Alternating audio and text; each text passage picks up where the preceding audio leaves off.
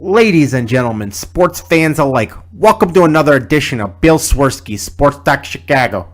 One of the couple, two, three best podcasts around. So sit back, grab yourself a cold one and a Polish sausage, park your keister in the French room, and listen to Bill Swirsky's Sports Talk Chicago. In Chicago, you know that all sports rock. The Bears, Hawks, Bulls, Cubs, and Sox. Pick your favorite, you can choose. As long as the Packers lose. For everything you need to know, it's Bill Swirsky's Sports Talk Chicago. Bill Swirsky's Sports Talk Chicago. Hey everybody, welcome to another edition of Bill Swirsky Sports Talk Chicago. On this episode, we're going to be talking about the Bears' brand new ownership. We're going to be talking about Patrick Kane, and we'll be talking about some Bulls injuries. But first, I'd like to thank our sponsor, the Rockford Ice Hogs. If you're not familiar with the Rockford Ice Hogs, they're the AHL minor league affiliate of the Chicago Blackhawks. What does that mean for you? You get to see the stars of tomorrow today at family-friendly, affordable prices. The season is in full swing. You can see some great hockey for pennies on the dollar compared to what you pay at the United Center. So head on over to icehogs.com, get yourself a hat, shirt, jersey, tickets, and more. Tell them Swirsky Sports sent you. Also want to hype up the Hot Mic app. If you're not familiar with Hot Mic, it is the hottest new app in sports. You know, you can listen to your favorite broadcasters talking about a game while you're watching on your television and not have to listen to the broadcasters they shove down your throats. So you could listen to us, you can listen to our friends at Ball Sports. This is a really cool thing where you can actually listen to people that love your teams, and you can get the homer reaction rather than Joe Buck, licking up and down on Aaron Rodgers. So check it out, the Hot Mic app, HOTMIC. It is free. Alex, my friend, how have you been? I've been fine overall, been doing well. Still in a lot of shock and disbelief over what's happened here in the sports world, and I'm sure you and many other people are in disbelief as well. I mean, it's only been a few hours, but it seems like so much has changed in a matter of a few hours. Yeah, I mean, just to clarify here is we're recording this on Sunday. We're just a few short hours after the news of Kobe Bryant passing in a helicopter accident. That's, it's crazy. Nine people died, including his teenage daughter. Oof. That's rough. A friend of mine texted me that it's only like 10 minutes from where it crashes, like 10 minutes from his house, and that he saw the ambulances and stuff, and I was like, that's just crazy. Yeah, there were eyewitnesses from the area saying that they kind of saw it or saw the helicopter go over. Obviously, we don't know what caused the crash, but what we do know is one of the biggest names in the history of sports, has tragically passed away. Only what 41 years old? 41? He's younger than me. Yeah.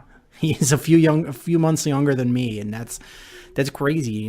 Just when your time is up, your time is up. There's nothing, doesn't matter how much money you have or how famous you were.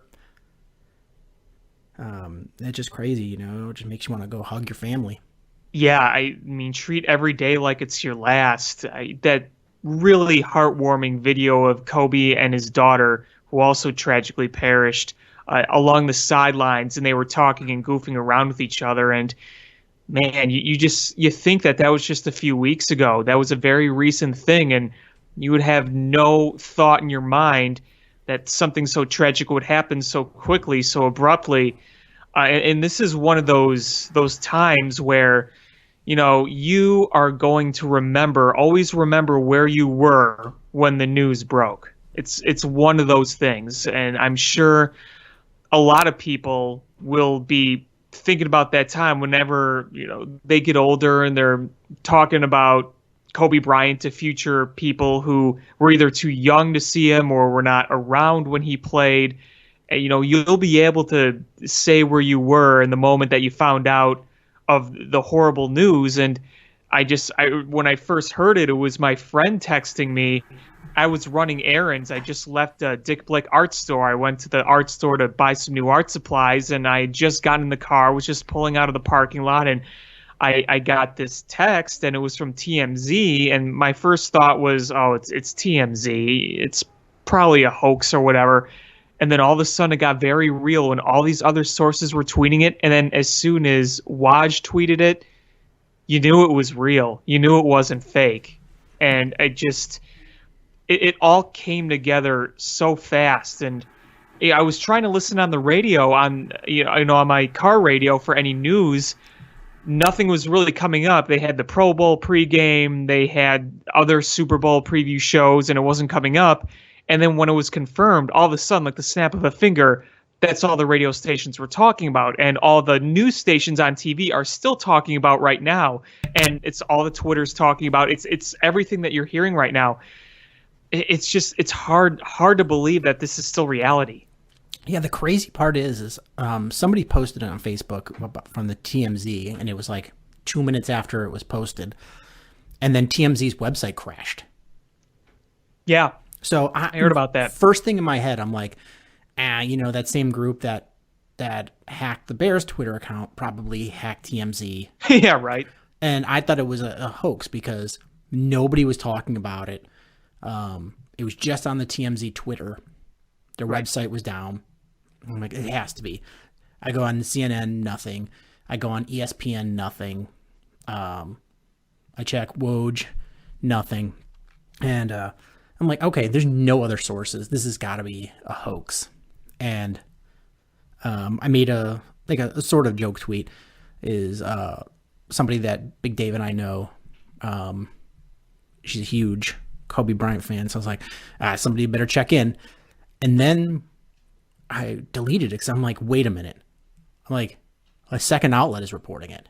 I'm like, this can't be real. And TNZ was still down.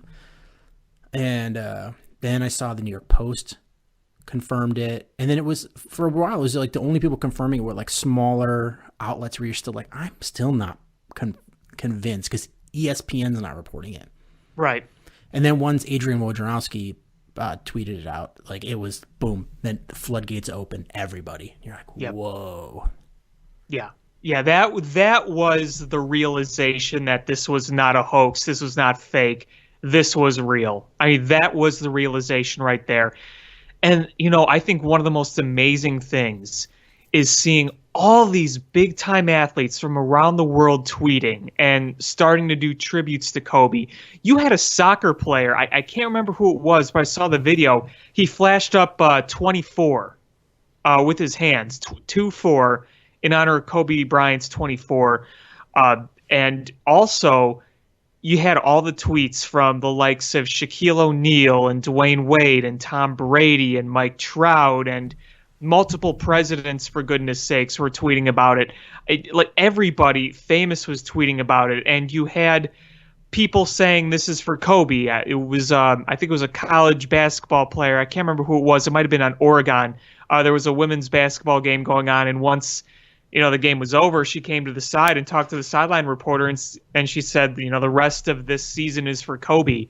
And now they're saying this is for Kobe at the Grammy Awards, apparently, which is taking place right now at the Staples Center, where thousands of people are trying to gather and pay tribute to Kobe. And I'm just seeing right now on ESPN, this happened about a half hour ago, over at Madison Square Garden before the tip-off at the Knicks game, everything there, all the lighting was purple and gold. Everything there. So the tributes are everywhere. You are seeing all these teams taking 24-second shot clock violations in honor of Kobe Bryant. Everything is pouring out. Trae Young is in tears along the sideline with his mother. Doc Rivers was in tears in his interview before the game today on NBA TV. Just the pouring support and tributes. Did you see the LeBron video? I did not see that yet. I'll be sure to check that out. It's somebody was recording when he got the news.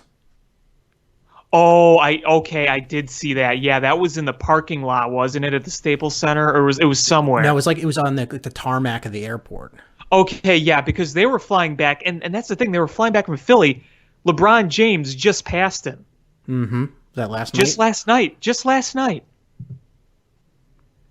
In his hometown, in Kobe's hometown. Yeah, it's crazy. And then I saw Kendrick Perkins tweeted out something like, whatever I did, it was directed at Kevin Durant. It was like, whatever I did, whatever I did to upset you, I want to make amends. And a bunch of people were tweeting like at him like, couldn't this have waited in the Kobe Bryant news? I was like, I think that's the precipitating factor here. Yes. When you see somebody die like that, you want to try to make amends, mend fences where they are, because life is short. And yeah, I think that's what he was trying to do. I'm like, honestly, that was the most touching tribute there, is you took the life lesson and tried to apply it. Exactly. That was the whole point of it, and I think that speaks volume right there about how much a death like this can affect people. And we're learning more and more about what happened, and you hear about just how tragic it is. I mean, it's one of those things where I think people really realize how short this life is and how unpredictable it can be. And I think a lot of people are taking more than we realize away from it. You could just keep scrolling and you see more and more big names tweeting about it. Bill Clinton just tweeted about it. Phil Mickelson just tweeted about it. They showed the reaction of Tiger Woods when he was golfing. I guess the story was he's playing in a tournament. Can't remember which one, but he's playing in a tournament, and he was golfing, and he heard people shouting like, "Do it for Kobe, do it for Kobe," and he didn't really know what was going on. And then they showed the footage of I don't know if it was his caddy or somebody kind of pulled him aside and told him what was going on, and they were able to get a reaction from Tiger shortly after. But you can see on his face just how shocked he was. Yeah, it's insane. Yeah, Obama tweeted out. Just crazy. It's one thing, everybody has a time when they pass. It's the basic fact of life. But when somebody that's 41 years old does it, and they're that famous, it's just with a daughter too, nonetheless. Yeah, in a tragic accident like that, it's kind of a freak thing, and it's a big news. It's a sad tragedy, and I just don't want to forget the other people that were on there, because from what I understand, there was other parents. I guess they were going to a basketball camp, and there was other parents on there, and I don't know if there's other kids, and just tough one to swallow. Losing some kids too. Yeah, there was. Sounds like a baseball coach was on that helicopter as well with his family. I think they were heading, like you said, to a basketball tournament. So that was something that really also shocked people when they came out with the report that there were 9 other people as well. So it made it even more tragic when you heard it was an even bigger number. Yeah, originally it was 4, and I just, it's a tough one to swallow. I can't imagine what Vanessa is going through. I can't either. I mean, we just saw the loss of somebody's father and somebody's husband and an influencer of so many people. And by the way, John Altobelli was one of the people on the helicopter. He was the head coach of Orange Coast County baseball team, the Pirates, and he was a very successful coach. Very, very, very successful. So, I'm sure the community there, all the ex-ball players, all the ball players currently on the team for Orange Coast County baseball, I'm sure they're really, really feeling it now. Really feeling it. Yeah, but poor Vanessa, she's got to bury a husband and a child. Yeah. That's just something it's weird. Like, if you lose a spouse, there's a name for that. You're a widow or a widower. If you lose a parent, there's a name for that. But there's not there's not a name if you lose a child, because it's not supposed to happen. No, you're not. You don't live life thinking you're going to bury your child, and that just makes it all the more worse. It's it's just got to be hell for them. It felt like just yesterday. It really felt like just yesterday we were still watching Kobe Bryant play. It doesn't. He retired in 2016. He had that 62 point final game at the Staples Center, something that was very heavily talked about at the time. It was such a big deal. We all knew he was retiring. We all knew it was his last game. They did it for a reason. That special ceremony before, because they knew it was going to be at that whole night of his final game, and the way he went out was such a big deal. And it felt like it was just yesterday when that happened. And one of the other amazing things is after his life in basketball, he was getting involved in so many other things. I don't know if you heard, but he was involved in Major League Soccer. Didn't he win an Academy Award too? He did. It was that animated short of his that kind of tribute the end of his career. Yeah, crazy. So let's just transition a little bit to something a little more lighthearted. We alluded to it a little bit ago, but the Bears' official Twitter account today got hacked.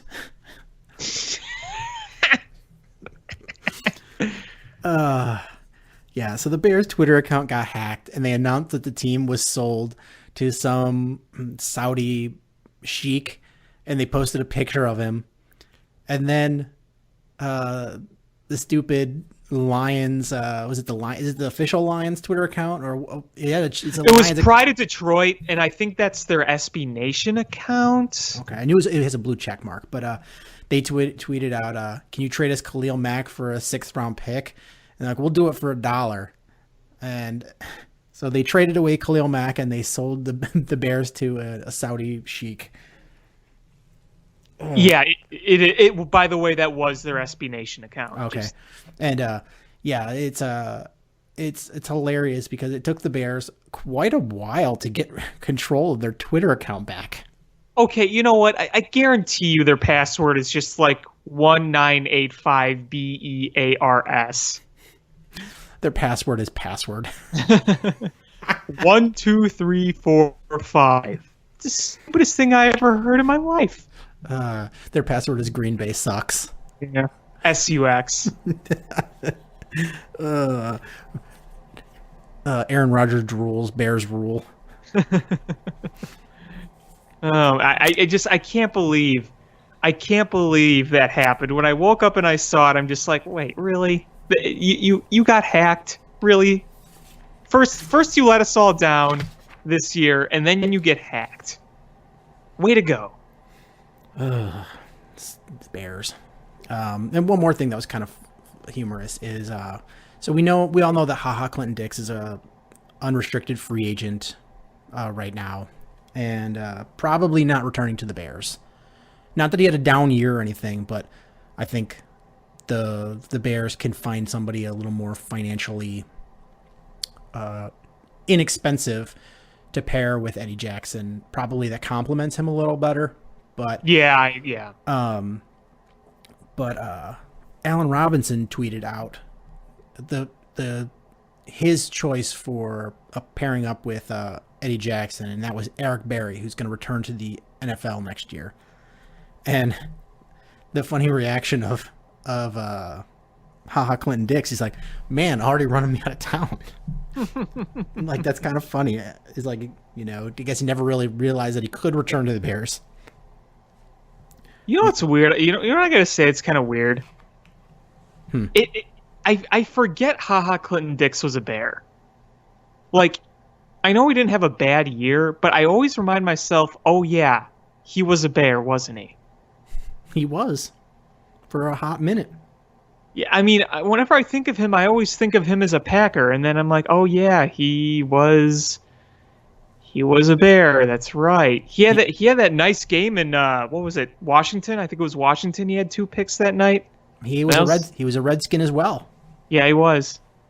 Yes, he was. So yeah, I mean that's all that's going on with the Bears. Draft news is going to be dominating until the draft.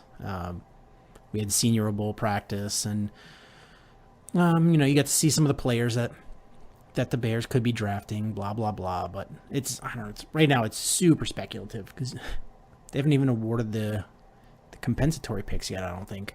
So it's just. They haven't had the combine. They haven't had anything, so it's just all super speculative, even more so than mock drafts are. Yeah, it's what you sit there and you're like, okay, you can mock draft over and over. You don't really know exactly what you're going to get yet in terms of picks, as you said. Exactly. I mean, you kind of have an idea, but I mean, at this point, if you mock anybody after maybe the top 2 picks, you're getting iffy. Exactly. And you got one lockdown. We all know what Cincinnati's drafting, but the Bears' first pick is the 43rd pick. If you can, if you know who's going to be who's on the board at 43, you deserve some sort of medal. Or you're just incredibly lucky. I don't even think anybody's that lucky. You got it. You got the draft in advance. Yeah, exactly. Good job, Roger Goodell. You screwed that one up. Way to go. So yeah, I don't really have anything else Bears. It's kind of slow season right now while we're sitting here waiting for the Super Bowl. Which I'm very much looking forward to. I think it's going to be a good matchup. Yeah, I'm actually excited. This is going to be the first time I've watched the Super Bowl in a while where I haven't wanted at least one of the teams, if not both, to lose. Yeah, watching last year was so uninteresting. The year before, and the year before, it's like Patriots. I have to admit, though, I was very intrigued when the Falcons and Patriots matched up. Obviously, that was an all-time Super Bowl, but this is really, really interesting. I mean, first of all, you don't see the Patriots, and my hate for the Patriots doesn't run nearly as deep as, like, other people, but you get bored of it. You want something new.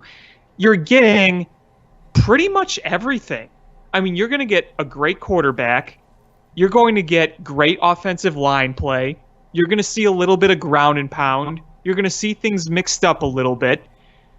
You're going to see some, I don't want to say great defense by any means because the Chiefs' defense isn't great, but the 49ers, they have a very solid defense. So it's going to be good defense versus great quarterback. Who's going to prevail?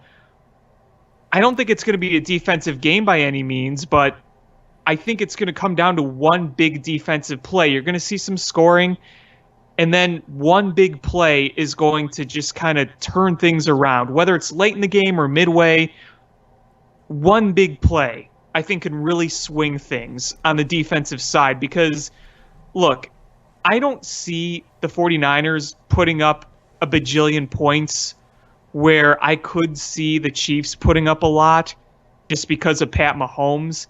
Nothing against, obviously, the 49ers have a pretty good defense, but we've seen the 49ers defense, as good as it is, can see teams find the chinks in the armor.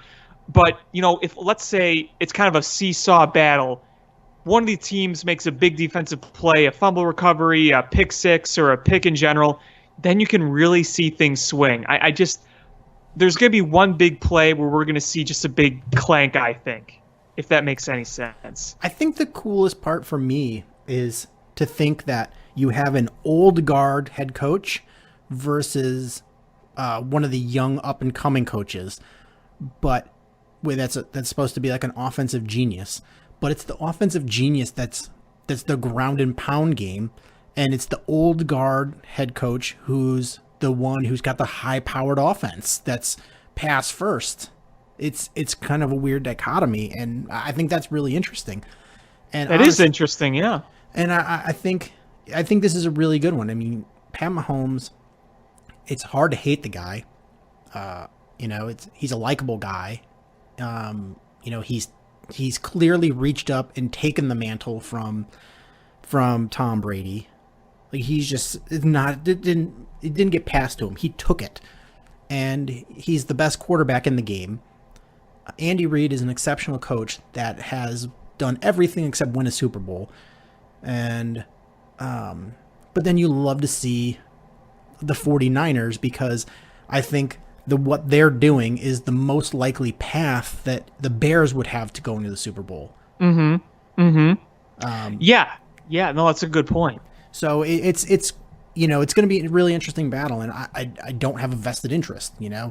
I'm cool with either winning. Yeah, I don't care either way. So it's just going to be actually fun to sit down and watch. I mean, the worst for me was the Patriots-Eagles, because two of my three most hated teams, and I'm sitting there going, one of these teams is going to be the world champions. Which is really funny that we call it the world champion in a sport that's only played in one country. I know, right? That's some hubris there. At least the World Series, at least we have some teams in Canada. Or a team in Canada now. We have a team in Canada. We used to have two. I know. I hope Montreal gets another team again. Me too. I hope that the Expos too. Yeah, with that same awesome logo, that classic logo. I love that Montreal Expos logo so much. But yeah, I really, really like San Francisco's style of play. I really do. Just, there's something about ground and pound football when it works that is just so poetic. Look at the way that Shanahan has moving parts everywhere, creating deception everywhere, opening holes wherever. That guy Mostert, who was actually a former Bears practice squad guy, I believe. Correct. He had holes open up for him like Moses opening the Red Sea over and over. That's how good that offensive line is. And the funny part is I know there's some people out there that are chalking up to that guy being good. He's in the NFL. Clearly he's not terrible, but if the way the holes that he has, if you can run 7 yards before you get touched, then of course you're going to look great. Imagine if they had a stud running back. Imagine if they had, this is putting some, crazy historic spin on there, but if you had in his prime Adrian Peterson running behind that line. Oh God. Like, you're like, well, all right, he's going to run for 300 yards today. But yeah, even if you had like a David Montgomery, a guy who's going to break that first tackle, and he could get a bunch of yards before you make contact with him, or a Tariq Cohen, where he could get 7 yards, and then, if you don't get a clean hit on him, he could take it to the house. Like, it's crazy to think what you could do with, Dallas Cowboys could make anybody look like a really good running back. Who was the guy they had that led the league and they just let him walk because they were like, well, we can replace him. And they did. DeMarco Murray? Yes, they did. And they replaced him. No problems. And didn't DeMarco Murray not really have any season like that after he left? Nope. Never again. Because didn't he go to Philly? He was in Philly, and then I think was he in Tennessee for a while? Was it Tennessee or Jacksonville? But either way, he didn't perform the same way again. No, he didn't. Pulling up his stats now. You could have put current form Michael Bush behind that line, and he would have found a way to have success. Let's see. After Dallas, he went to Philadelphia one season and then to Tennessee. Okay. So his last 2 years in Dallas, he had 1,121 yards in 14 games and 1,845 yards in 16 games. The next year in Philadelphia, he had 702 yards in 15 games. He had a good year in 16. He had 1,287 yards in 16 games. But then 2017 was his last year, and he had 659 yards. Well, there you go. So he went from his last year in Dallas, he had 115.3 yards a game, to his last 3 years, 46.8, 80.4, and 43.9. The big drop off. Yeah, no kidding. But like my original point was saying, I love that type of football, and boy, oh boy, do they have some fun guys on that team. Absolutely. George Kittle, that guy is a monster. Yeah, he's really good, and that's a lot of people. The Bears could have drafted him. Yeah, you know what? So could have most teams. Every team could have drafted him. He went in the 5th round, 4th round. Right. Clearly nobody thought he was going to be that. Clearly nobody thought Pat Mahomes was going to be that, or he would have gone first. It's clearly Tom Brady. They didn't know what they were going to get because he wouldn't have gone in the 6th round. I still love Tom Brady's combine picture. He just looks like just the shrimpiest little wiener. And now he wears pleated pants, which makes him a bigger wiener. Yeah, it's true. All right, should we transition to Cubs here? We got a little bit of Cubs. Yeah. So it's looking more and more like Nick Castellanos is going to be a Red. Yep. You're gonna sit on by and watch your rivals get better. You're going to get a team that you beat like a redheaded stepchild for years, and you are going to let them become the bully and beat you up for years to come. I mean, if Nick Castellanos would have ended up going to like Texas or whatever, I still wouldn't be happy, but I'd live with it. But Nick Castellanos is going to terrorize you as a Red. Oh, he's going to be one of those players who bats like 370 against you every year. Yep, he's going to be that hard out. And then on top of that, the Cardinals are going to get the number 71 pick for Ozuna leaving. And you hear these rumors about Arenado too. And what do? You get ready to sign Steven Souza.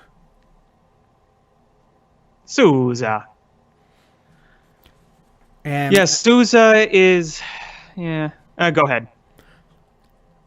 In April he's going to turn 31, so he's not super young. For his career, he strikes out over 31% of the time. Has a 10% walk rate. His career slash line in the bigs is 233, 323, 417, and is a career 5.6 WAR. His projections for next year: 91 games, 384 at-bats, 18 home runs, slash line of 240, 330, 454 with a 1 WAR. Yeah, I mean, my honest feelings on Souza is meh. It's a fine signing, I guess. It's not great, it's not terrible, but I think one of the biggest problems is it doesn't really fit what you need offensively, and that's a good contact guy. Souza is not that. If you look at his 2017, he had a really good year. He had like an OBP of over 350, a WAR of 3.8. He hit 30 home runs, which cool. I mean, I don't really expect that from him coming off major injury. It's just the problem is he's, like you said, when you mentioned about his strikeouts, he's not a contact guy. And that's something the Cubs really, really need. It's more of a Kenny And there are Williams guys signing. out there. It is. It really is. Big strikeouts, big home runs. Right. I mean, you need more contact guys. I was talking about this on Climbing the Ivy the other night. You don't have a lot of guys on that team. You could just rely contact.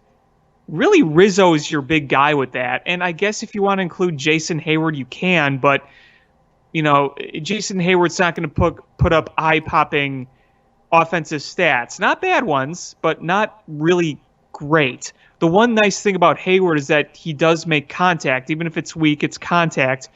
and he makes enough hard contact for him to at least be efficient, while Albert Almora doesn't strike out a lot, but he doesn't make a lot of solid contact. Rizzo is really your one guy because Schwarber, he's going to walk, he'll slug, but he'll strike out. Baez will strike out a lot. Bryant is the overall best talent. I mean, he'll hit for the good average, he'll have a great OBP, great slugging, but he will strike out. You need someone that can just go up there and make solid contact. I'm going to read you. These are the outfielders that they have. Happ, Almora, Schwarber, Hayward, and I guess you could sort of throw Bryant in there. And if they sign Souza, that's a lot of outfielders. You're going to have to platoon. I actually just wrote about that. There's going to be a lot of platooning and shifting. There's going to have to be. And are you going to have to play a lot of Jason Hayward in center field? I think you'll see him more as a platoon. I think you'll see some Jason Hayward in center field, but I think since Souza is right, Hayward's left, it's going to depend on the matchup. Because right now, if you would ask me who the center fielder is primarily, it's probably Ian Happ. Puke. Vomit. Yeah, it's a lot of rotating pieces right now, and I still have some hope for Ian Happ because he has shown promise, but we need to see a consistent year out of him. To me, Almora has to be the odd man out here. I mean, you know what's weird is I think he has the potential to be a high average hitter. He's just not consistent enough. He hits it on the ground way too much. He does hit it on the ground way too much. Happ, I think Happ's biggest thing is, I think he's a little too big for his britches. Like, he took his demotion very poorly from what I read. And I think he thinks he's better than he really is. I think if you, and clearly he's a good baseball player. Otherwise he wouldn't have played that many games in the major leagues. I'm not knocking that, but I think the first thing he needs to do is sit down and take a complete inventory of how good it really is and where his deficiencies are, and be able to take an objective view of it. And sometimes that's hard. People don't like to see where their faults are. And that's how you really get better. I mean, there's only so far your just God-given talents can take you. At a certain point, you've got to really work and analyze where your deficiencies are and work to improve them. I think he finally saw that during his minor league demotion towards the end, because when he came back up last year, it was a small sample size, but you saw a lot of good things. I think you saw a bit more of a humbled Happ, so I'm hoping that's all going in the right direction. Yeah, like I mean, clearly you expect everybody to be angry about a demotion, but I felt with Schwarber, when he got demoted, he was angry, but he understood it. He handled it pretty well, from what I remember. And that's the way Happ seemed to be, from reports I've read, seemed to be a little bit too took it too personally and didn't objectively see that it was the right move. Yeah, he was definitely not happy about it. There's no question about that. But I mean, I do hope that we see the best version of him this year. They're going to need it. They're going to need it. I hope if in this rotation, in this platoon, that we do get a heavier dose of Jason Hayward than maybe some of the other guys, because of his ability to play center or right, and his ability to make contact. I hope we find a way to where Almora doesn't make this team. We can find improvements. But man, this is going to be a tough year. And pitchers and catchers report in like 2 weeks. Yeah, I definitely don't feel great. I look at a team that does still have a lot of talent, but you got to complement that talent. And right now, I don't see enough. I mean, yeah, does this team have enough? Can this team win? Yes. But what it's going to take for this team to win is a lot of unsung heroes having career years at the same time. I think one of the biggest things is that it's going to require them to be turning in the end of the season with like a perfect bill of health. You know what I mean? I think so too, but I think you're going to have Chris Bryant put up his MVP season. Mm-hmm. You're going to need to see, the regular year out of Rizzo, Which you will. You're going to have to see. I'm very confident about that. You're going to have to see the similar season from the last couple of years of Baez. Mm-hmm. You're going to have to see,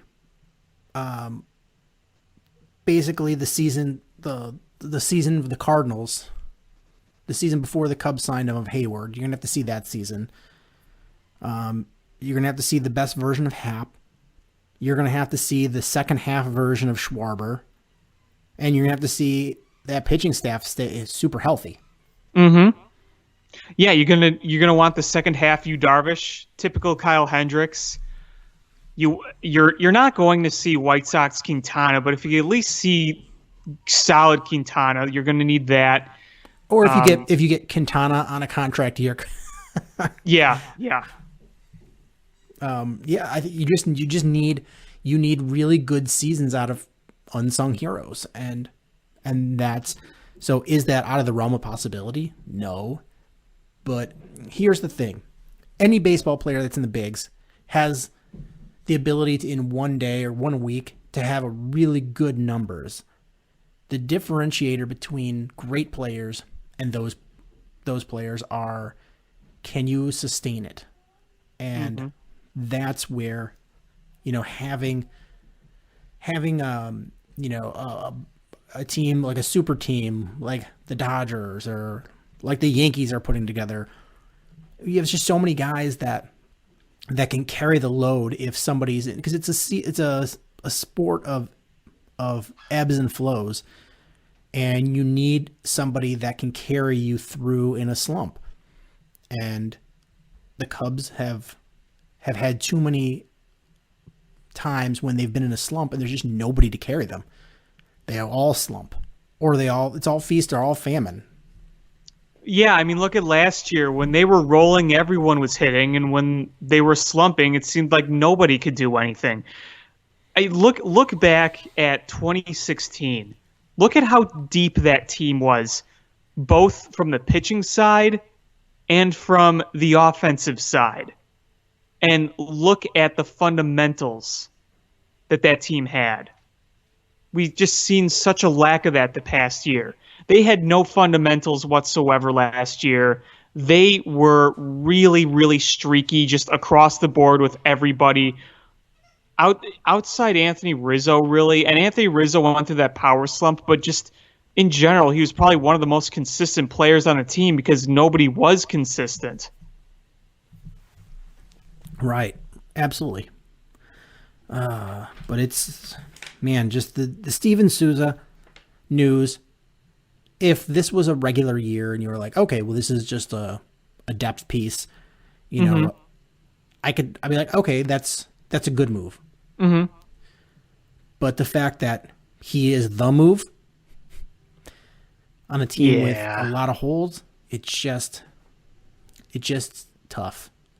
Yeah. I think, at the beginning of the year, we don't really know what's going to happen at second base. Because I still think, if I'm a betting man, I still believe that Nico Horner is going to start in the minors, which I don't think is necessarily a bad thing. No, I don't think it's a bad thing. So there's going to be a lot of questions there. Speaking of minors, did you see the Cubs have 4 prospects in the top 100? I did not. Yeah, that includes Horner. Horner, who else? I'd have to look at the list. Is it? Am I on that list? Let me see. Cubs. I just heard it. I didn't really look at the details. Okay, so it's Nico Horner, Braylon Marquez, Brennan Davis, and Miguel Amaya, the catcher. That's a nice spin there. Like that's good news. Yeah, for the first time since first half 2017.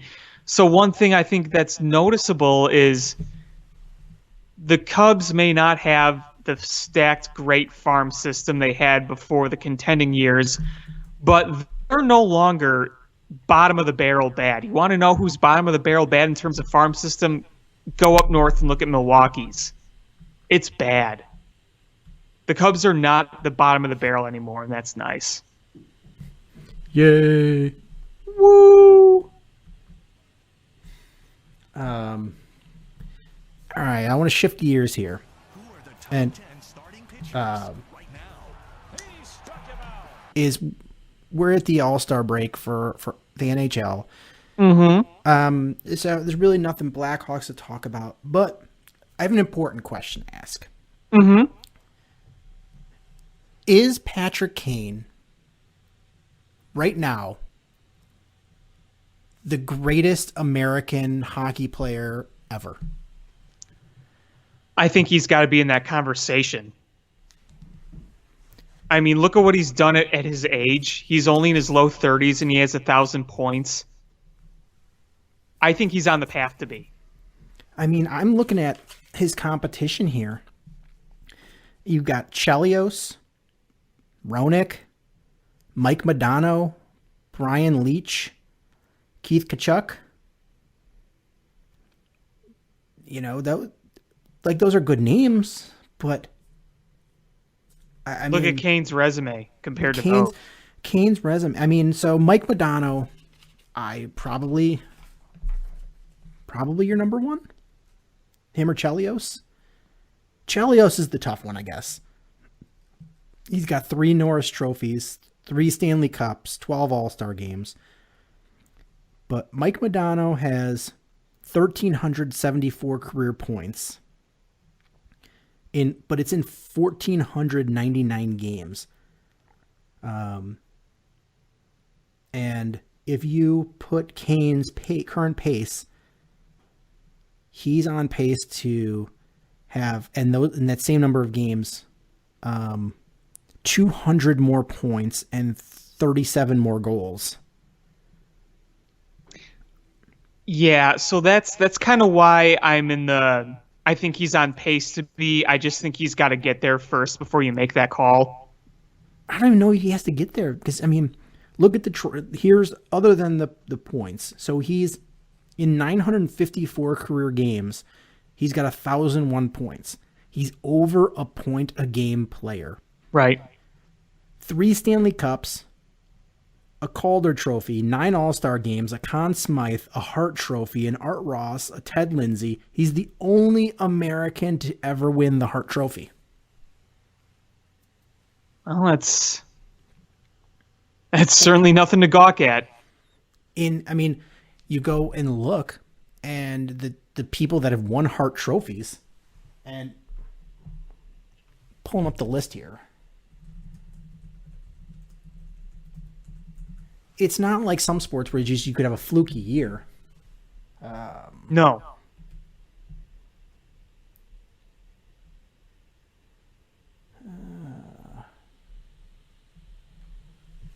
So, I mean, since I've been alive, Wayne Gretzky's won it like 100 times. Mario Lemieux, Mark Messier, Brett Hull, Sergei Fedorov, Eric Lindros, Dominic Hasek,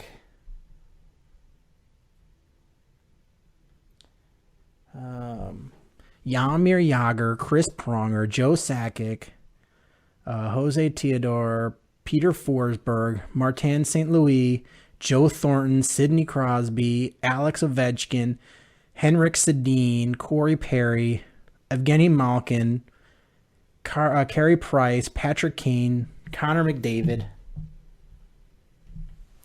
Taylor Hall, and Nikita Kucherov. Like, those are just really good names. To say the least. When you mention Gretzky and Mario Lemieux and Lindros and those people, that's a heck of a list. Yeah, and Kane is the only American to ever win it. So like that to me, when some of the other guys, like, they've had very, very good careers, but a lot of their numbers seem to be they hung around for a long time. Yeah. Kane's only in his low 30s, and look what he's done. Yeah, Kane has done this, and I honestly think you combine the scoring with the individual accomplishments, and then you throw in the 3 Stanley Cups, and like his goal was the one that won it for their first of the 3, and it's one of the best goals of my lifetime, and Who's also very very odd, to say the least. very odd. So it's like, man, you've got all these things together. Like I just like there's no way he can't be in the conversation. And if he's not number 1, he's bare minimum top 3. Oh, absolutely. I think when it's all said and done, he will be the best American-born player. I really do. I mean, there have been people calling him the best American-born player for years now. And he's only just adding more and more on that resume. I think the craziest thing about it all is he's having the greatest years of his career after all those championships. Right. It's crazy. Chelios part of it. I mean, Chelios was great. Hall of Famer. But the guy played until he was like 102 years old. Remember when he came back and played on the Chicago Wolves when he was in his 40s? Wasn't he almost 50? Yeah, I think so. I think so. I think he was 49. Like, I can't imagine that. I'm 42, and I'm like, man, I'm achy getting out of bed. Like, I can't imagine going out there and taking those hits every night. Yeah, even in the AHL, that's the second closest thing to the pros. That's not like some skater beer league by any means. Yeah. But, you look and Mike Modano played for a long time. Mm-hmm. Brian Leach played for almost 20 years. And the most credit I give to him is twofold. One, he was the first American Conn Smythe Trophy winner, but he's also like a real American. Everybody else was like Massachusetts or Buffalo, New York, or Minnesota. He's from Texas. Like, where the heck did that come from? Like, most of the other guys are from like Canada Junior. Yep.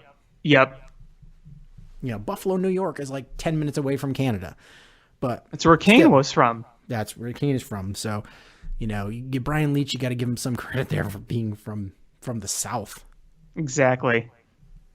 Yeah. So it just, I never really put too much thought in. I know I've heard people mention it, but after the 1,000 point, and now we're, in the All-Star weekend, just kind of sat down and started looking at it. I was like, man, that's an absolute crazy resume. I mean, if he retired right now, he's in the Hall of Fame. Oh yeah, and without a question.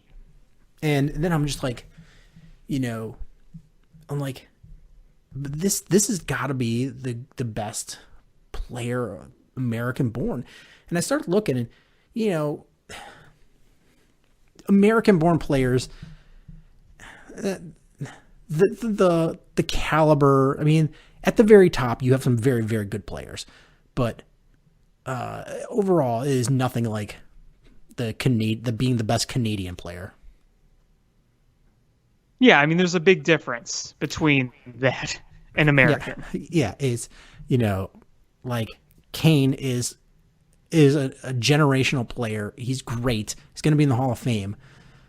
But then you compare him to I'm going to say best American player ever, and then you compare him to the best Canadian player ever, Wayne Gretzky, and it's just not a fair comparison. No, it's not. I mean, if you look, I think if you look at the player that reached the 1,000 point plateau the fastest, it was Wayne Gretzky. If you look at the second player to reach 1,000 points, it was Wayne Gretzky on his second 1,000 points. Yeah, that's not fair. Like it's just not fair. That's just not fair. There's some sports where you can really argue who the greatest player ever is, and basketball is probably the second easiest sport to argue who the best player ever is because it's Michael Jordan. But hockey, it's just hands down. You're just like, oh, well, it's Wayne Gretzky. Right, yeah, there's not a lot of questions. I mean, you can't even, it's not even take a knock on anybody else. You're just like, well, yeah, it's Wayne Gretzky. It's just, there'll never be another Wayne Gretzky. Exactly. It's unreal. I mean, just sit down one day when it's a rainy day and you have nothing else to do and just look at the stats and then compare them to anybody else. And you're like, what the hell? How did this even happen? And I'm pretty sure his brother, who played in the NHL briefly, scored like a total of 3 goals in his career. What'd be awesome is if his brother played first and scored first, and then you could be like, at one point, I was the all-time highest scoring player in the NHL named Gretzky. Then my stupid brother came along. Yeah, and scored like 1 million more goals than I did. Wayne Gretzky. There was one other Blackhawks thing I want to talk about briefly. Sure. I just want to look at Wayne Gretzky's stats really quickly. Go for it. His career, he scored 2,857 points, 894 goals, 1,963 assists. It's that's incomparable to like anybody else. Yeah, I'm like, all right, so in the 79-80 season, he had 130. So wait, how many seasons in a row did he score 100 straight points? Come on.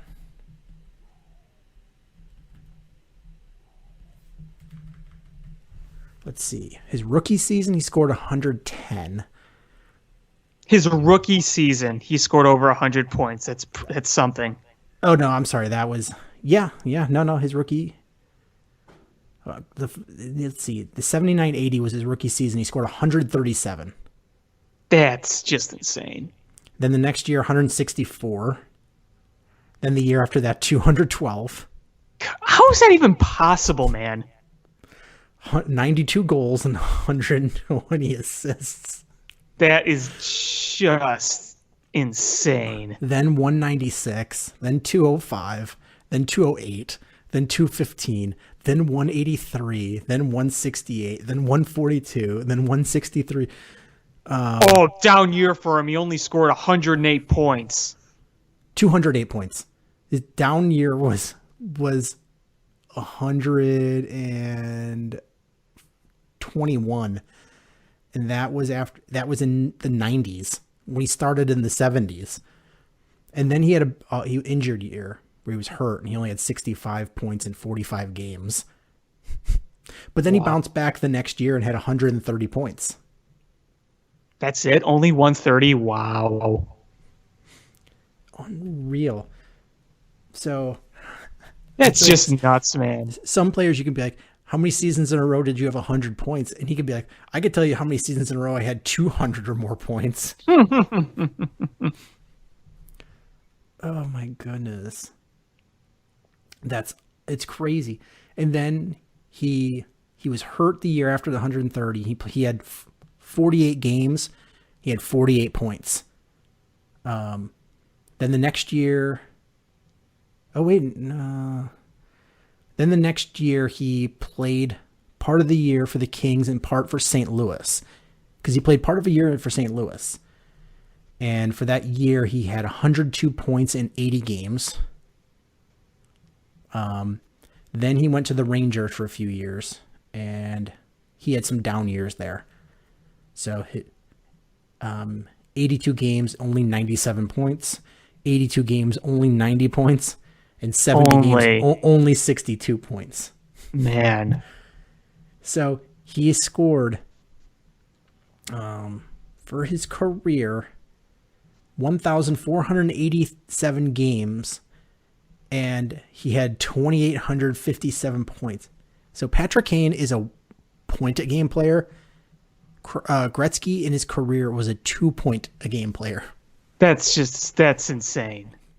He averaged 2 points a game for 20 years.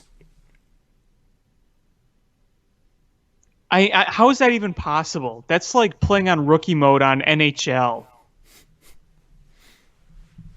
It's just unreal. And I remember, like, you know, when I was a kid, like, nobody in my family was like a huge hockey person, but like I was drawn to it. I was fascinated by it. And so I would say it was probably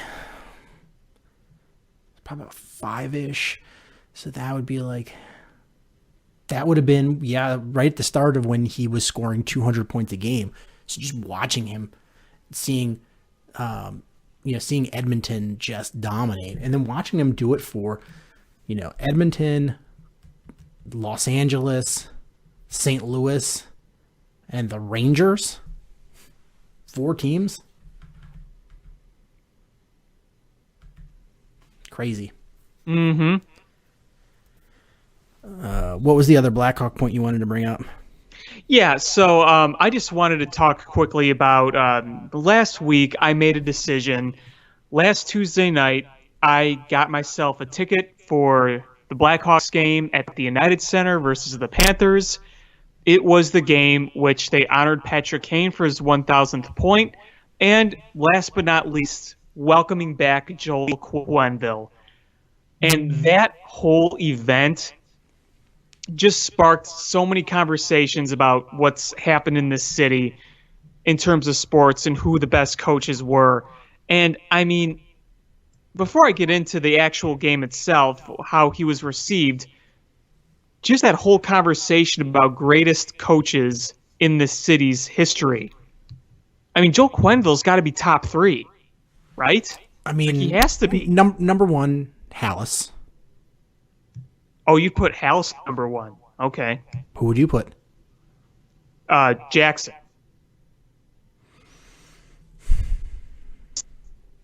The one thing I will say, is most people, like on the radio and all their discussions, they didn't even mention Hallis, and I didn't get that. You know what? Probably because of the age thing. Hallis has probably been dead since most of them were born. I'm going to go Hallis because of the historical perspective of everything. And that makes sense. I get that. I mean, you can't win a Super Bowl without winning the Hallis Trophy. Right. And also, he's one of the main fathers of the NFL. I thought it was really surprising when people didn't even mention Hallis, because the polls they were taking, who's the best? Phil Jackson, Coach Quenneville, Joe Madden, or other. And look, as much as I love Joe Madden, he's not in the group of Hallis, Jackson, or Quenneville. No, he's not anywhere near that. And it's not meant to be a knock. It's meant to honor the other 3. Phil Jackson, I think it wasn't as much Phil Jackson was a great coach. I think Phil Jackson's greatest feat was to be able to manage the personalities on that team, and which is what everyone will agree with, yeah. Because clearly that offense, where it shined was when you had the superstars to fit it, and I think any system can shine with superstars, but I think it was his ability to manage the players and keep everybody in check, and to do so with Dennis Rodman was extra special. So he was very good at that. He established a winning culture. He kept all the egos in check, because let's face it, there were a lot of egos. I think that definitely deserves a big round of applause. And I think someone made the point earlier where I think Phil Jackson is probably more well-liked now than maybe he was in the late 90s, because there were people who attributed the breakup of the Bulls partially to him. So I think as time has gone on, more people have kind of moved past that. At least that's kind of how I perceived it. I didn't really remember that era much because I was so young. So I don't know if I could say that's accurate or not. I would probably need your confirmation on that, at least your opinion on it. Time heals all wounds. Right. And it's the truth. There was. It's very similar to Joe Madden. There was a time when everybody loved him, and then there was a time when he just sort of his shtick kind of ran dry and ran its course, and people were ready for him to be gone. In 10 years, when they do a 10-year reunion for the world champion Cubs, he's going to get the warmest ovation.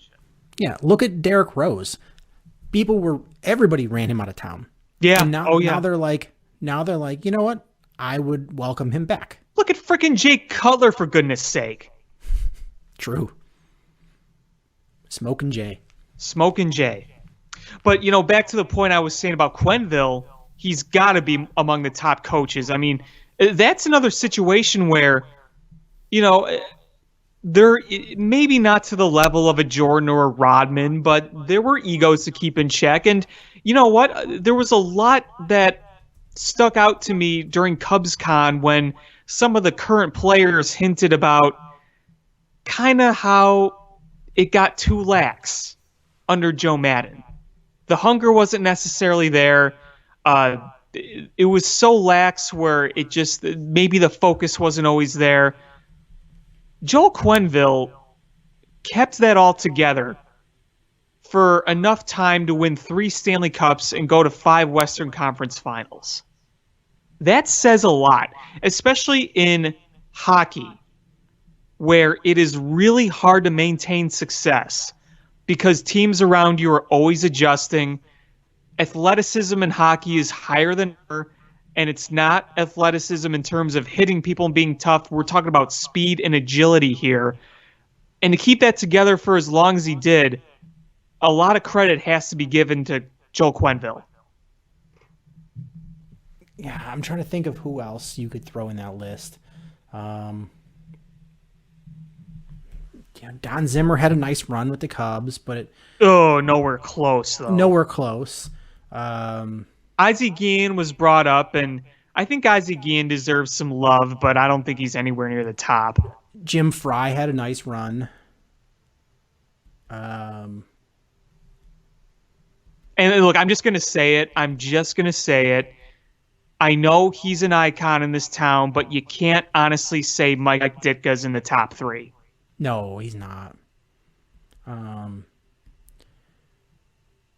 Tony La Russa had a nice run with the Sox. I mean, it's before your time. Right. Tibbs had a nice run with the Bulls. Dick Motta had a nice run with the Bulls.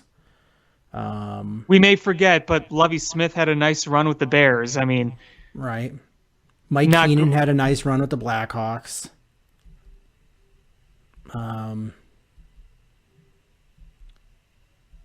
But none of those are really close to the top. Yeah, Lovie. All the ones we listed are not close. I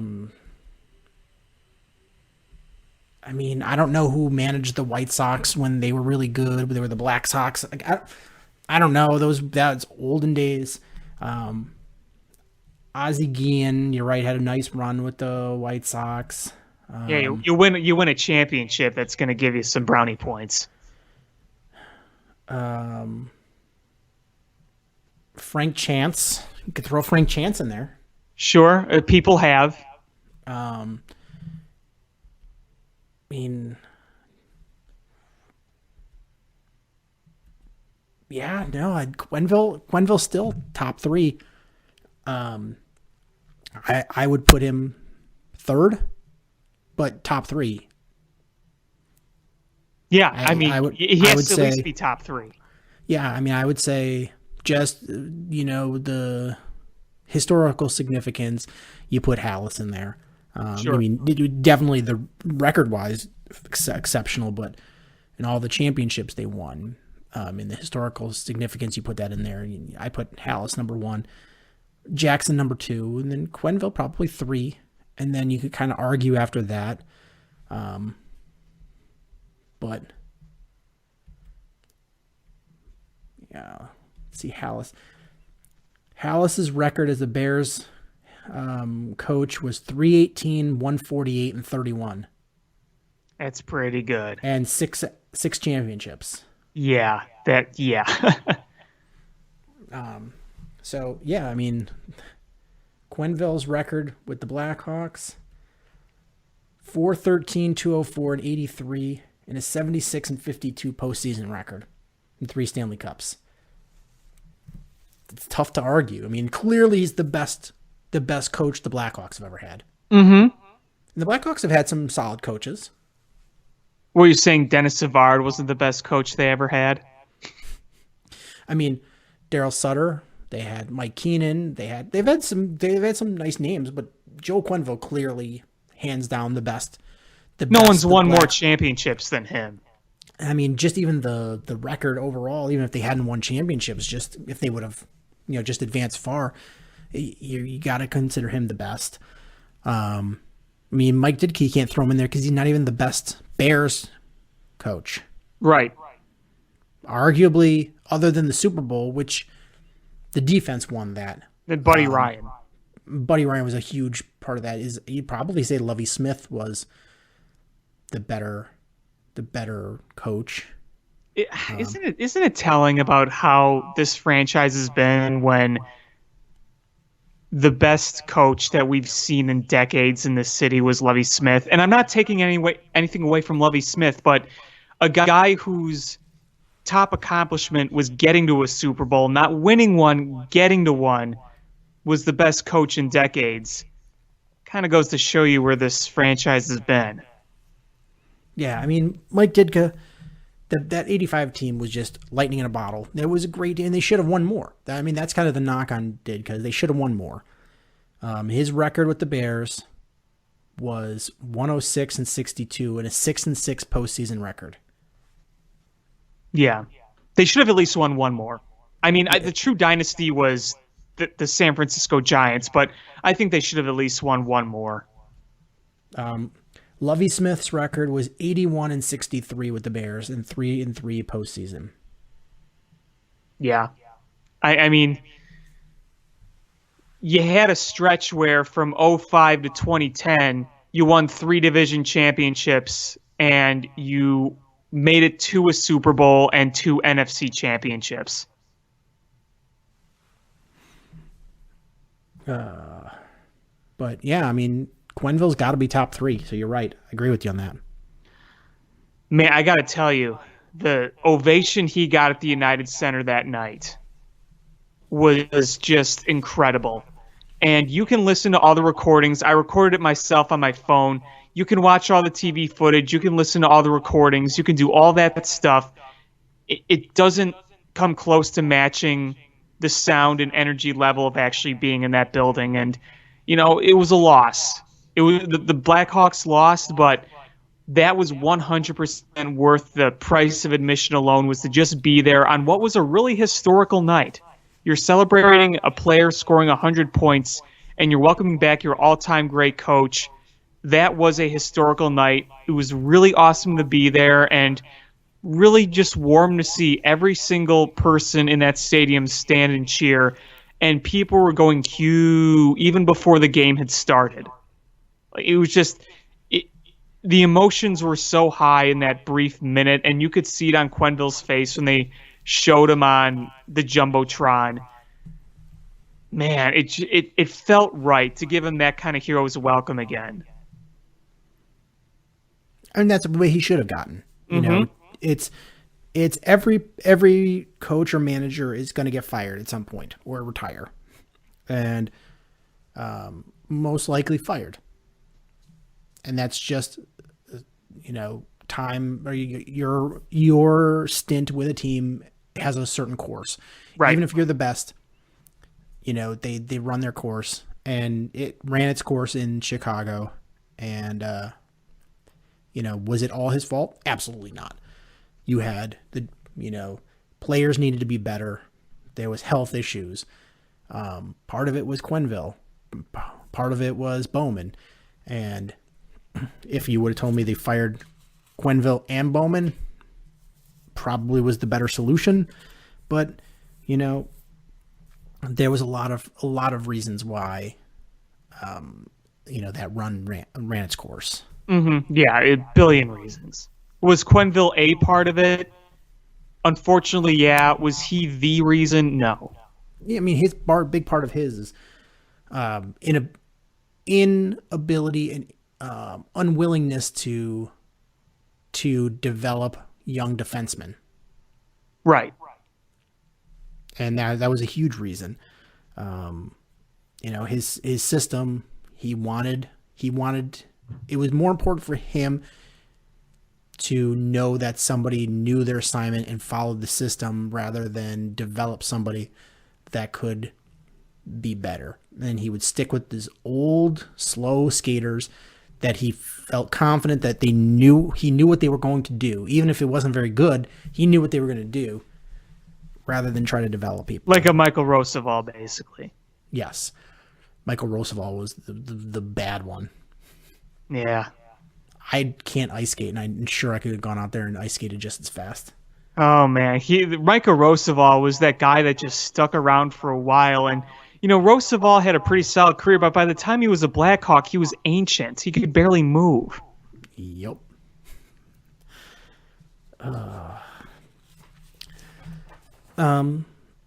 So I want to move on quickly to Bulls. The two things I have to say is, so Lauri Markkanen's hurt again. He's going to be out 4 to 6 weeks with a hip injury. At the end of the season, so number one, this impacts the Bulls' ability to make the playoffs, I think. Right now, they're ninth, so they're 1 seed outside of the playoffs and 3 games out of the playoffs. Not having Markkanen hurts that. But also it's going to be interesting because he's eligible for an extension from the rookie scale contract. And what purpose would you have to do that? He hasn't shown you who he's going to be as an NBA player in several seasons now. I think, you needed him to be a stud for your team to grow. And he's just, 1 step forward, 2 steps back.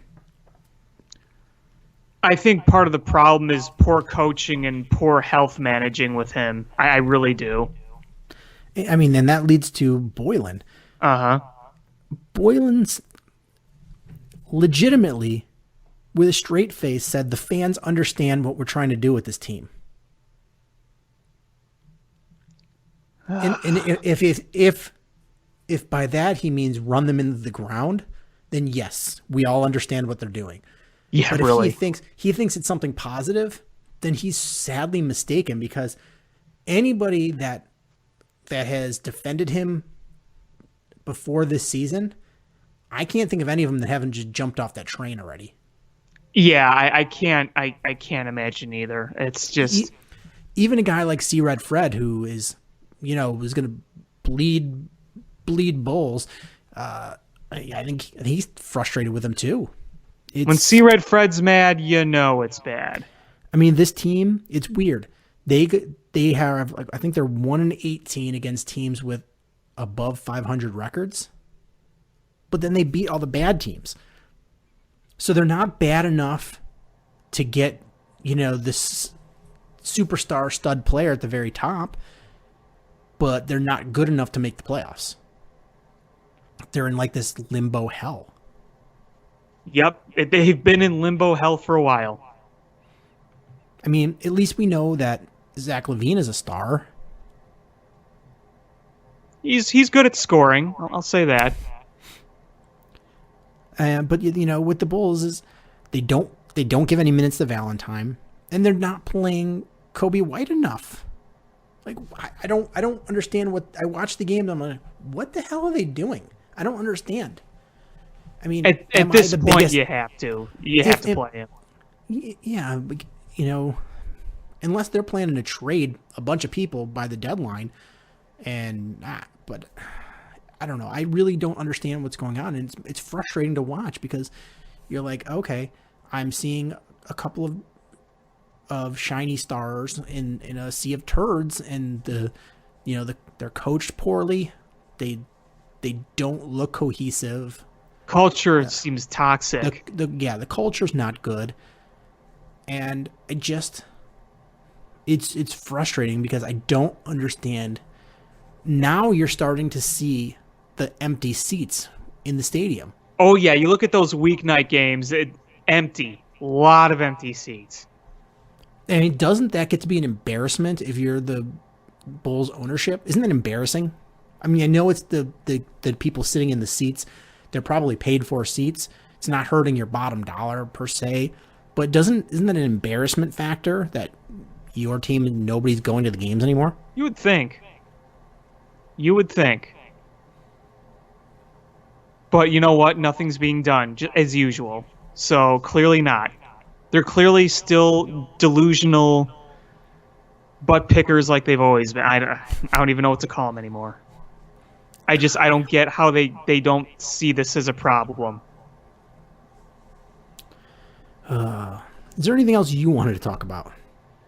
No, not really.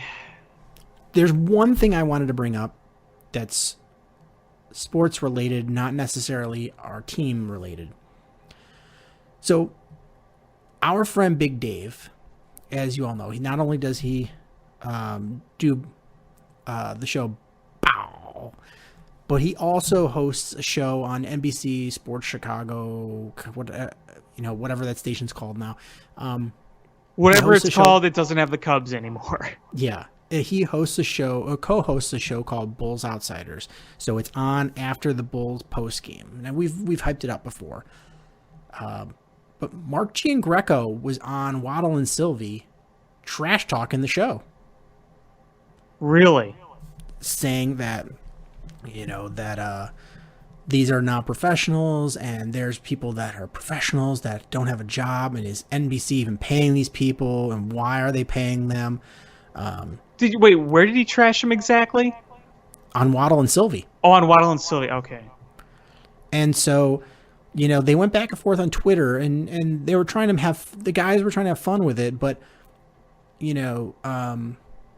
one of the co-hosts of the show wrote an article about how it really hurt.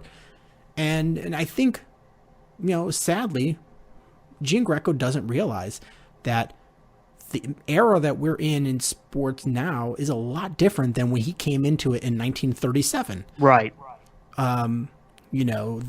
Is the way people consume media is different. And you got to realize too is that these are not three untalented guys that host that show. They're very talented, and the people that do the pre and post games for the Bulls recognize that. NBC Sports recognizes that by extending their contract. Mm-hmm. One of the Big Dave is just. I mean, if you've heard him on our show, and if you haven't listened to his show, he is just absolutely charismatic. He's awesome. He really is. I mean, and it's not just a show. It's like him in person is like that, just hanging out. He's just very charismatic. Another guy is does stuff with Second City. He's an improv guy, very talented, and helps tie them together. And then the third guy has been doing a 3-show-a-week Bull show for years. They put in their time. It's just different than the time that other people have put in.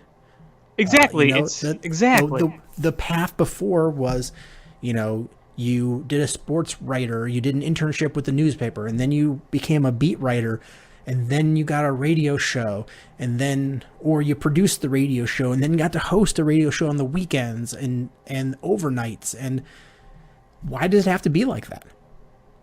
Times are changing, and there are new ways to express yourself, newer, more efficient ways. I mean, you have internet and social media at your fingertips. There's an easy way for yourself to get your name out there and to realize how talented you are. Frankly, I think it's better and better now that we're seeing more and more people get recognized for their talents right off the bat instead of making them do slave labor, aka internships, for so many years.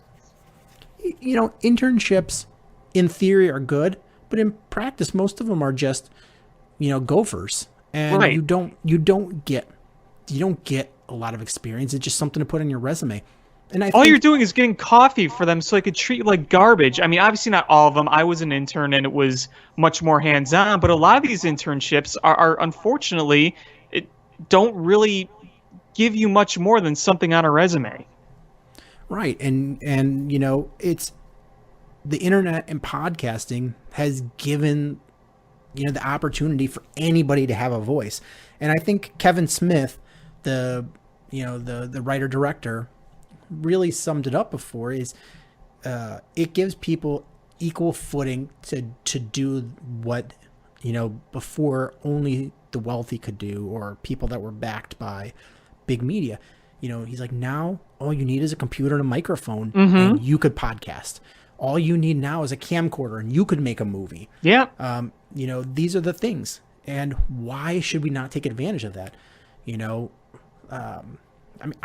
I do this as a hobby. I don't plan to do this as a living. I make a very good living in my profession, but this is something I love to do. And had this been around when I was younger, I probably would have tried to push this to be something I did. It's and why should I get knocked for that? Is Exactly. Gian Greco. I think Big Dave summed it up the best when he said, we're not trying to take his pie. We're trying to make our own. Right. There's a lot of people that consume differently. Like I couldn't even It's a have different told you perspective. if Mark Giangreco was still on TV. Waddle and Sylvie, he's on every so often. And you're like, okay, that guy, the guy that hosts the local Rockin' New Year's Eve Chicago broadcast after the national broadcast is over because of the time delay. Like, that's that guy. And like, I don't know anything about him, but then there's people like C Red Fred. There's people like Big Dave. Look at my brother. There's people my like your brother. brother. There's people like Ross Reed. There's people that only do this thing online. Well, I guess Big Dave now on TV, but there's only people that do this in an unconventional method, and that's who I get more from than I do the regular news, the 10 o'clock news sports anchor. Sure. My dad in his lifetime, that's who you got it from. Whoever was the sports guy on the news you watched. If you watched Channel 7 News, the sportscaster on there was your guy. That's who you got from the news from. And that's where you got your, everything from. But you know what now? We have so many voices. You could pick who and what you like. And if you don't like what they're giving you, kind of segue back in the hot mic. That's why it's so cool, because I don't have to listen to who you're telling me I have to listen to. I can listen to whoever I want. I'm watching the television broadcast, so I'm seeing the same thing everybody else is. But instead of listening to Joe Buck, I'm listening to Big Dave. I'm listening to Alex Pat. I'm listening to whoever I want. That's a cooler thing for me. And I think a lot of people, now that they know they can have access to that, like it a lot more, because it was kind of like, well, this is who we're stuck with. Now we're like, oh, look at how much we can access. People know that. They're aware of that now. The Bulls Outsiders show was never sold as being professionals. It's a fan show. It's not just like your average fan. It's very articulated, well-spoken, intelligent fans that are knowledgeable, and It's a knowledgeable really source from a different perspective. Yeah, you can't just be like, oh, it's fans talking, because that has bad connotations. It is a really good voice from a fan perspective. They really are good. They really are worth listening to, and I think there's a reason they're still on there. It's because they're good. And there's a reason they got extensions, right? Because it started off, the first few episodes I watched, because Dave is our friend, and I was like, there's a lot of room to grow. But if you go back and watch those episodes and watch them now, it's like they're so much more confident and comfortable, and it's such a better show because they were given the opportunity to do this and to build and grow. You know, it's sad that old men have to try to tear that stuff down because they are scared of the future. It really is. Mark Giangreco, if he's scared of the competition, then maybe instead of trying to tear them down, he should step up his game. Maybe people under 100 years old are tired of his grumpy shtick. Mm-hmm. Yep. Maybe they want to see the perspective that Big Dave has. I know I do. 100 times out of 100, I would rather hear what Dave has to say over Mark Giangreco. Yeah, you're never too old to learn from somebody. Even if you're Absolutely. experienced, you could still learn from people. And, you know, it's sad that Waddle and Sylvie give him a platform to do that. Yeah, you know, it's too bad that it happened. It really is, because I like Big Dave a lot. I loved in the few shows we've had with him, when we went out to Peace Pizza or when he's come on here, he's been just such a pleasure to work with. I mean, he is truly one of the smartest guys I know in the industry, and he's the type of guy where instead of just berating you for things he disagrees on, he'll have a conversation with you. He will have fun with you. He will, you know, joke around while giving you good analysis. He will treat you like an equal. He won't talk down to you or act like your opinion doesn't matter. He will just treat you like a buddy and a friend. And, you know, I think there's a lot to be said about that. And what I also appreciate is when Dave gets a step up, he tries to bring everybody else with him. Mm-hmm. Yes. Yes. That is the thing. I mean, he's a great guy, but when this is what you hope you do when you know you take that step up in life is instead of pushing the ladder down, is the ladder that you climbed up on, pushing it down so other people can't get up it, is you put your hand down and help them up it. And you know, Dave has certainly done that for me, and I appreciate everything, you know, from him, and we wouldn't have Hot Mike if it wasn't for Dave. No, that's true. And you know, I just Dave is a fantastic guy, very knowledgeable guy, one of the most charismatic people you'll ever meet, and like all the success he has been absolutely hard-earned and well-deserved. And it's sad that people would try to knock that, and they you know, if they knew the work that he put into getting where he is, just a different type of work. Yep, I'm right there with you, and we need to have him back on the show again. Absolutely.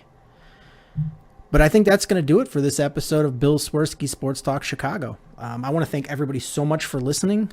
Please hit subscribe however you listen to podcasts, whether it's iTunes, Stitcher, YouTube, the TuneIn app, Spotify, Google Play, whatever. Hit subscribe.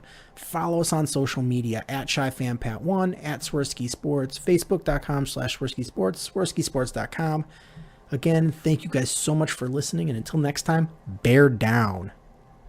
Cubs win! What a lucky break!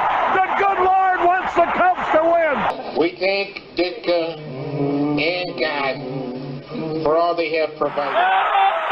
Cubs win! Cubs win! Cubs win! Oh, I don't want her. You can have her. She's a Packer fan. She can't fit in my van. And she looks like Denver New Yorkers. Smoking crack is not legal on planes. Bears 31 to -7. The Bears! Oh, when the Bears go bearing down